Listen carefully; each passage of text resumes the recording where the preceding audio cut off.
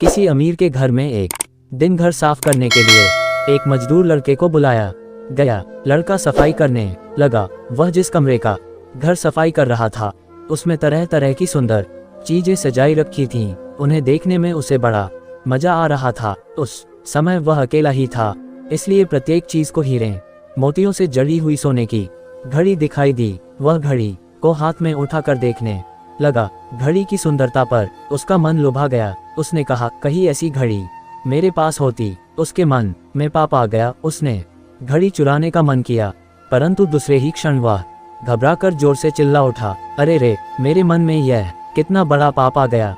यदि मैं चोरी करके पकड़ा जाऊंगा तो मेरी कितनी दुर्दशा होगी। सरकार सजा देगी, जेल खाने जाकर पत्थर फोड़ने पड़ेंगे और कोल्हू में जुटना पड़ेगा। ईमान तो गया ही, फिर कौन मेरा विश्वास करके अपने घर में घुसने देगा। यदि मनुष्य के हाथ से न भी पकड़ा गया तो भी क्या हुआ, ईश्वर के हाथ से तो कभी छूट नहीं सकता। माँ बार बार कहा करती है कि हम ईश्वर को नहीं देखते, पर ईश्वर हमको सदा देखते रहते हैं। उससे छिपा कर हम कोई काम कर ही नहीं सकते। वह घने अंधेरे में भी देख पाते हैं, यहाँ तक कि मन के अंदर की बात को भी देखते रहते हैं। ये कहते कहते लड़के का चेहरा उतर गया। उसका शरीर पसीने पसीने हो गया और वह कांपने लगा। घड़ी को यथास्थान रखकर वह फिर जोर से कहने लगा, लालच बहुत बुरी चीज है। मनुष्य इस लालच में फंसकर ही चोरी करता है।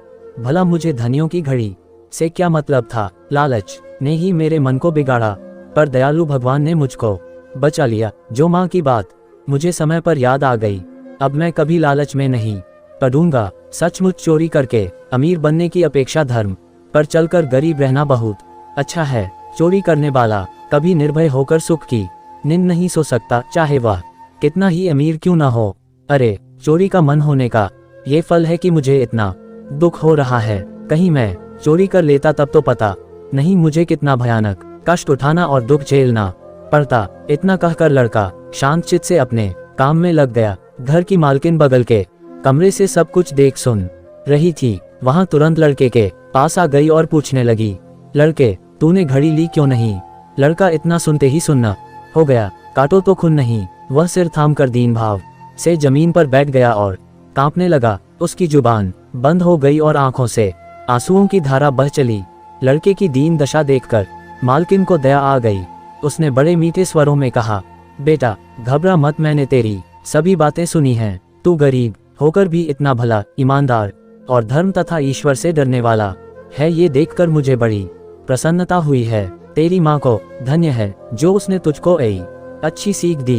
तुझ पर ईश्वर की बड़ी ही कृपा है जो उसने तुझको लालच में न फंसने की ताकत दी। बेटा सचेत रहना, कभी जी को लालच में न फंसने देना। मैं तेरे खाने पीने का और किताबों का प्रबंध कर देती हूँ।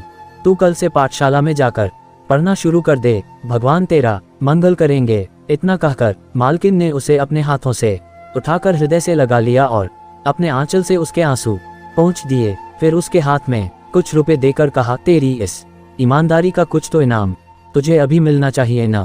मालकिन के स्नेह भरे शब्दों से लड़के का हृदय आनंद के मारे उछल उठा। उसके मुख पर कृतज्ञता भरी प्रसन्नता छा गई। वह दूसरे ही दिन से पाठशाला में जाने लगा और अपने परिश्रम तथा सत्य के फल स्वरूप आगे चलकर बड़ा विद्वान और प्रतिष्ठित पुरुष बना। बच्चे को कभी भी अच्छे से और प्यार से समझाया जा सकता है, वो खुद अपना रास्ता चुन लेंगे।